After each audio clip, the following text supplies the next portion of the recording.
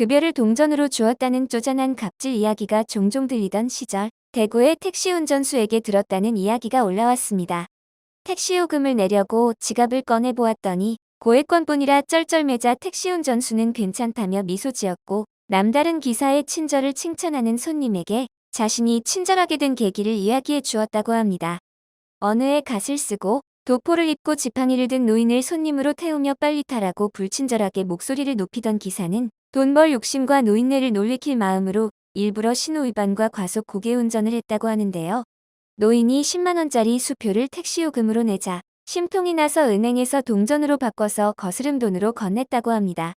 동전 자루를 안겨주고는 빨리 내리라고 소리를 지르자 그 노인은 내릴 생각은커녕 지팡이가 이마에 날아들더니 이놈아, 거스름돈이 맞는지 세어봐야 할 것 아니냐 하는 것이었죠.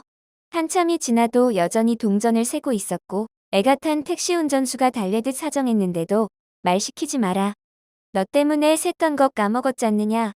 다시 세야겠다 하며 버텼습니다. 기사는 잘못했다고 사죄하고 다시 지폐로 바꿔서 10만원을 그대로 돌려드렸다고 하는데요.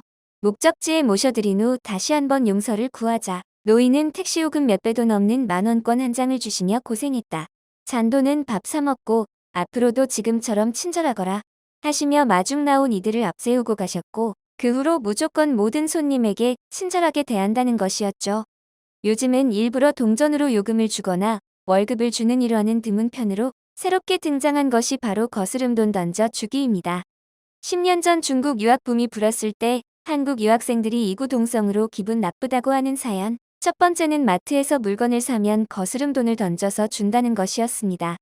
중국 사람들이 거스름돈을 던져서 주는 이유는 제대로 거슬러 줬는지 서로 확인하기 위해 서로 손에 쥐어주면 본인은 확인이 되지만 혹시 모르니 이왕이면 서로 정확하게 쌍방 확인 그리고 목격자를 남기기 위해 테이블에 던지듯 놓아 시선을 끄는 것입니다. 현금 없는 사회가 당연시 여겨지는 지금도 골목 동네 장사나 노점, 특히 재래시장에서는 현금을 주로 사용하고 있는데요. 업장에 잔돈을 준비하지 않은 것은 장사 마인드가 덜 된 것이라는 인식이 있는 한국은 손님 역시 몇백 원짜리 물건 사면서 고액권 내미는 것을 실례로 여깁니다. 준비한 잔돈을 쓸어가 장사를 방해하는 행위라고 생각해 거스름돈은 최소한 소액이 나오도록 배려하는 것인데요. 하지만 인도네시아 같은 경우는 장사하는 사람이 잔돈을 준비하지 않는 건 신뢰다라는 개념이 아예 없이 잔돈이란 건 있을 수도 있고 없을 수도 있다고 생각한다고 합니다. 손님이 준 잔돈으로 있으면 거슬러 주고 없으면 손님에게 계산에 맞춘 돈 없냐고 묻는데 스스럼 없습니다. 잔돈 없는 게 전혀 미안함을 느낄 일이 아니라고 인식하는 그들은 거스름돈이 있는데도 없는 척하거나 흐물거리는 행동을 보이는 경우가 대부분이라고 합니다. 특히 오토바이 택시, 오잭은 타기 전에 흥정을 하는 시스템이라고 낚여선 안 될 것이 3만 루피아로 흥정하고 목적지에 도착하여 5만 루피아짜리를 내밀면 2만 루피아 거스름돈이 없다고 하는 경우가 태반으로 그보다 큰 단위의 돈을 주면 팁으로 뜯으려는 것입니다. 일본에서는 편의점에서 거스름돈으로 동전만 준다고 착각한 손님이 체포된 일이 있습니다. 나고야시 미나미구에 사는 47세 무지개 남자는 수백의 너치의 물건을 구매하고 1만 엔을 지불했는데 점원 여성이 거스름돈으로 동전을 건네자 화를 내고 죽인다. 땅에 꿇어라 라고 위협하며 큰절을 시키려고 했던 것입니다. 남자는 1만 엔권으로 지불하고 거스름돈으로 동전만 받았다며 스스로 경찰에 통보했는데 알고 보니 지폐 9,000엔 정도는 점원의 손에 들려있던 상황으로 남자는 동전으로만 준다고 생각했다며 용의를 인정했습니다. 영화 패밀리맨에서는 심상치 않은 인물 캐시가 기회를 줄 사람을 선별하는 방법 중에 하나로 선택한 것이 거스름돈입니다. 원래 액수보다 많이 준 후에 정직하게 거스름돈을 돌려주는 손님은 새로운 인생을 살아보게 하고 거스름돈을 챙겨가는 손님은 거르는 방식이었죠. 한국은 바쁠 경우에는 포장마차에 손님이 알아서 계산하라고 돈통을 수레에 고무줄로 매달아 놓거나 만원 5천원은 앞치마에 따로 보관하고 자주 쓰이는 1,000원 정도의 거스름은 분유깡통에 넣어놓고 손님에게 꺼내 가시라고 오픈한 곳도 있습니다. 한국인들 성격은 급할지언정 거스름돈 따위로 쉽게 양심을 거스르지 않을 것임을 믿고 한 행동일 텐데요. 한 외국인이 케이팝 열풍을 타고 한국에 아이 이사와 3일째 생긴 일이 화제입니다. 자신이 TV로만 보던 한국 사람들과 현실 속 사람들은 많이 달랐다는 이 외국인은 대부분의 사람들이 드라마나 영화에서 봤던 것보다 훨씬 더 친절했다고 말하는데요. 길을 잃어 난감해하고 있으면 선뜻 다가와 문제가 있냐며 물어봐주고 음식점 사장님들도 굉장히 따뜻하게 대해줬다고 하죠. 그렇게 3일째 되던 기절할 정도로 큰 충격을 받은 일이 생긴 것입니다. 삼겹살이 너무 먹고 싶어 집 근처에 있는 가게를 찾았는데 많은 사람들로 붐볐고 사람이 너무 많은 나머지 질서도 없었던 것 같아. 내가 정작 충격 먹은 건 밥을 다 먹고 계산할 때였어. 환전해온 돈을 먼저 소비하기 위해 난 쭉 현금 계산만 해왔는데 그날도 난 현금으로 계산하기 위해 카운터 앞에서 돈을 세고 있었어. 그런데 갑자기 사장님께서 내 돈을 휘카로 채는 게 아니겠어. 난 순간 그 사람을 도둑이라고 생각했을 정도니까 말이야. 그런데 내 우려가 놀라움에서 환희로 바뀌는 순간까지는 불과 30초 남짓했던 것 같아. 사장님께서 돈을 직접 세어 가져가더니 내게 거스름 돈을 쥐어주는 거 아니겠어. 심지어 음료수는 서비스라고 하면서 음료 가격은 빼주시더라. 이런 장면은 내가 본 드라마에서도 본 적 없어서 상당히 당황했는데 그런데 이런 일을 당해보니 왠지 모르게 한국인들의 급한 성격도 느껴지고 또 이상하게 그들만의 정이 느껴지기도 했어. 혹시 내가 또 모르는 진짜 한국의 모습이 또 있을까? 과거 아메리칸 드림으로 미국 이민 갔을 때 주로 이민자들이 많이 하는 캐셔 아르바이트에서 단연 돋보이던 이들이 한국인이었다고 하는데요. 미국인 캐셔가 지폐와 동전 하나하나 바닥에 내려놓고 세어가며 손님 한 명 계산할 때 돈을 바람과 같이 세어버리고 암산으로 빠르게 계산해 거스름 돈을 눈 깜짝할 사이에 건네주는 한국인 카운터는 20명 정도 계산해서 보냈다고 하죠. 가게 사장님 역시 바쁜 매장 상황에 어눌한 손짓으로 지폐를 세는 모습에 답답한 나머지 귀신 같은 속도로 계산하고 놀랐을지도 모르는 이 외국인에게 음료수 서비스를 쏘신 듯한 모습입니다.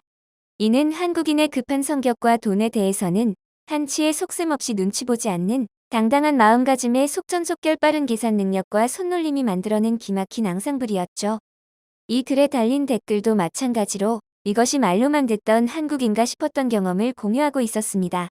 일본에서 2년, 한국에서 1년을 거주했는데 저는 딱 정하라고 한다면 무조건 한국에서 거주했던 1년이 더 행복했다고 말할 것 같아요.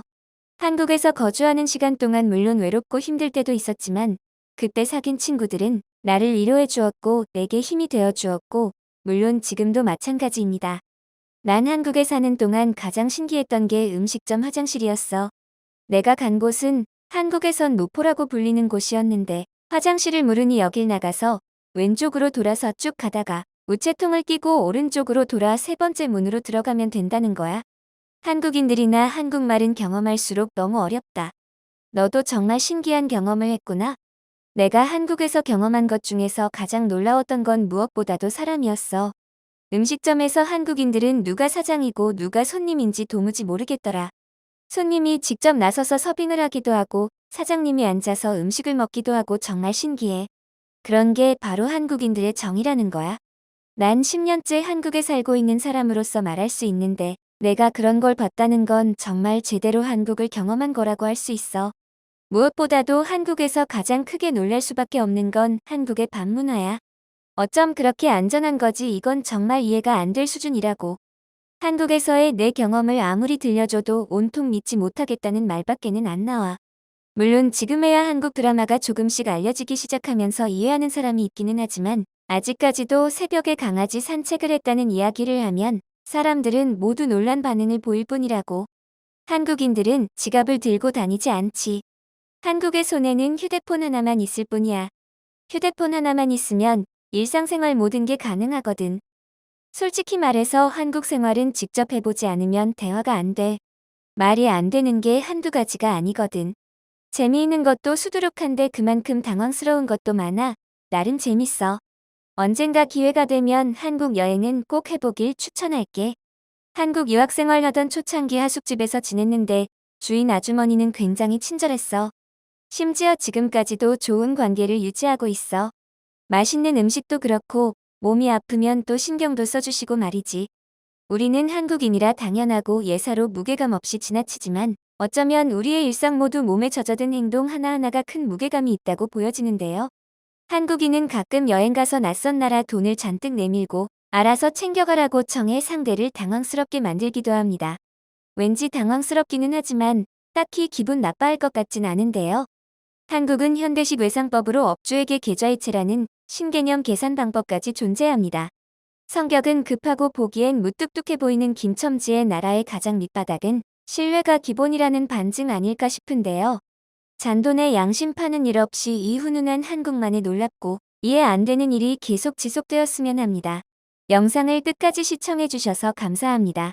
구독과 좋아요는 영상 제작에 큰 힘이 됩니다.